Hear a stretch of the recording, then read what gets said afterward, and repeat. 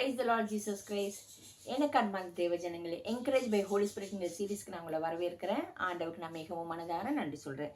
என்னோடு கூட ரோமர் 8வது அதிகாரம் 5வது வசனம். அன்றியும் மாம்சத்தின்படி நடக்கிறவர்கள் மாம்சத்துக்குரியவைகளை சிந்திக்கிறார்கள், ஆவியின்படி நடக்கிறவர்கள் ஆவிக்குரியவைகளை சிந்திக்கிறார்கள். நம்ம மாம்சத்தின்படி நடந்தோம்னாக்கா இந்த உலகத்தின் காரியங்களையே தான் நம்ம யோசிச்சுட்டு இருப்போம். எப்போ பார்த்தாலும் இந்த கீழானவைகளே, அதாவது என் பிள்ளைக்கு எப்போ கல்யாணம், என் பொண்ணு எப்போ படிப்பா, எப்போ காலேஜ் முடிப்பா, என்ன பண்ணுறது, எப்போ பேரன் பேத்தி, அந்த காரியங்களும் இதுவும் மாம்சத்துக்குரிய காரியங்கள் தான். இதையும் தாண்டி வேறு சில காரியங்கள் என்னெல்லாம் இருக்குது.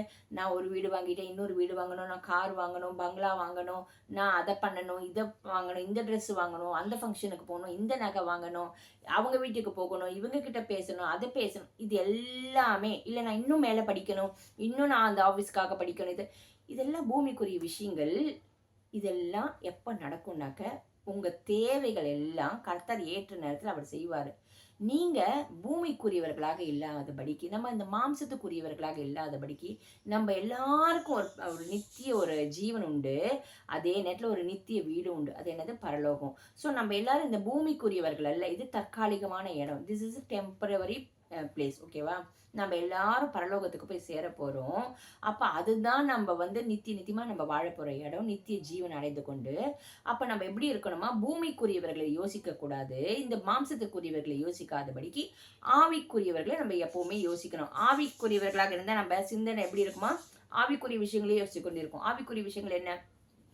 பிதா குமாரன் பரிசுத்தாவியரை பற்றி யோசிக்கிறது, அவர் ராஜ்யத்தை எப்படி கட்டலாம், மற்ற ஆத்மாக்கள் கிட்ட சுவிசேஷத்தை கொண்டு எப்படி சொல்லலாம், மற்ற ஆத்மாக்களை பசியோடு இருக்காங்க, தாகத்தோடு இருக்காங்க, அவங்களுக்கு எப்படி நம்ம உதவி செய்யலாம், தேவநாமத்தை எப்படி நம்ம மகிமைப்படுத்தலாம், இன்னும் எப்படி ஜெபிக்கலாம், இன்னும் எப்படி வேதம் வாசிக்கலாம், இன்னும் கிறிஸ்துவை எப்படி அறிந்து கொள்ளலாம், இன்னும் ஆவின் கனிகளை நான் எப்படிலாம் கொடுக்கலாம், இன்னும் ஆவின் வரங்களை வைத்து தேவநாம மகிமைக்குன்னு என் மூலியமாக இன்னும் தேவநாமம் மகிமைப்பட ஆவின் வரங்களை தேவன் எனக்கு தந்தொருள் வரங்களை ஆவின் கனியோடு கூட நான் செய்து தேவநாமத்தை மகிமைப்படுத்த ஊழியத்தை இன்னும் கருத்தருக்குள்ள எப்படி பரிசுத்தமாக வளர்க்கலாம், நான் இன்னும் எப்படி பரிசுத்தமாக வாழலாம், நான் இன்னும் எப்படி அன்பானவளாக இருக்கலாம், நான் எப்படி இன்னும் பொறுமையாக இருக்கலாம், நான் இன்னும் எப்படி கீழ்ப்படியலாம், நான் இன்னும் எப்படி இயேசுவை முன்வைத்து மற்றவர்களை முன்வைத்து என்னை எப்படி இன்னும் நான் அடுத்தது என்னை இன்னும் எனக்குரிய யோசனைகளை நான் எப்படி பின்னாக வைக்கலாம்.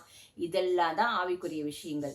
ஸோ நான் முன்னாடி சொன்னதெல்லாம் ஏன் நம்ம பூமியில் இருக்குமே, நம்மளுக்கு கல்யாணம் வேணாமா, பிள்ளைகளுக்கு கல்யாணம் வேணாமா, வீடு இதெல்லாம் வேணும். முதலாவது கர்த்தருடைய ராஜ்யத்தையும் நீதியும் தேடுங்கள், மற்றவர்கள் எல்லாம் கூட கொடுக்கப்படும். உங்களுக்கு என்ன தேவையோ அதன் காலத்தில் ஆண்டவர் நிச்சயமா அது செய்வார். இதையே நீங்க யோசித்து இப்படியே உழண்டு கொண்டு இருந்தாக்க அப்போ நம்ம ரட்சிக்கப்பட்டு என்ன பிரயோஜனம்? அப்போ உலகத்தானுக்கும் இதை தான் செய்கிறாங்க. அப்போ நம்மளும் இதே செய்யறதுக்கு ஆண்டவர் நம்மளை ரட்சித்தார். நான் எப்பவும் சொல்லுவேன், இயேசு கிறிஸ்து கிட்ட வரச்சே வேணாம், ஏதாவது ஒன்று நம்ம எல்லாருமே ஏதோ ஒரு விதத்தில் ஆண்டவர் தொட்டுப்பார், ஒரு உபதிரவத்தில். இப்போ நான் ஒரு உபதிரவத்தில் வந்தேன். அந்த உபதிரவத்தில் வரைச்சே எந்த ஒரு நோக்கத்துக்காக நான் ஆண்டவருக்குள்ள வந்தனோ அதையே பிடிச்சிட்டு நான் தொங்கிக்கிட்டு இருக்கக்கூடாது. அதையே வேணும் வேணும் வேணும் இல்லை இல்லை இல்லை, அறியாததுனால சரி ஒரு விஷயத்துக்காக ஒரு தேவைக்காக வந்தோம். அந்த தேவையை பூர்த்தி செய்யப்பட்டிருக்கலாம், இல்லை அந்த தேவை இன்னும் நிறைவேறாமல் இருக்கலாம், வாட் எவர் இட் மேபி.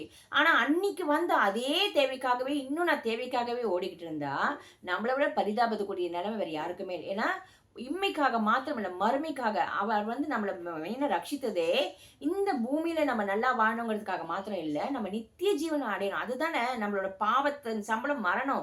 பாவத்துல நம்மளை மீட்டெடுக்கணும் தானே அவர் வந்தாரு. ஸோ அந்த நோக்கம் என்ன நம்ம புரிந்து கொண்டு அப்போ ஆவியில நம்ம எப்படி வளரணும், இதுக்கு ஆவியானவர் தான் நமக்கு உதவி செய்யணும். மாம்சத்தின் சிந்தையை நம்ம அடக்கணும், ஒடுக்கணும்னா ஆவியானவர் உதவி இல்லாமல் முடியாது. ஆவியானவர் நீங்கள் ஒத்தாசை கேட்கறச்சே அவர் நிச்சயமா உதவி செய்வார். மாம்ச சிந்தையின்படி சிந்திக்காதபடிக்கு ஆவிக்குரிய சிந்திகளை நம்ம சிந்தித்து ஆவிக்குரிய மனிதர்களாக நம்ம வாழ்ந்து காமிக்க தேவநாமத்தை மகிமைப்படுத்த தான் நம்ம அழைக்கப்பட்டிருக்கோம். ஆமீன். வாங்க நம்ம ஜெபிக்கலாம்.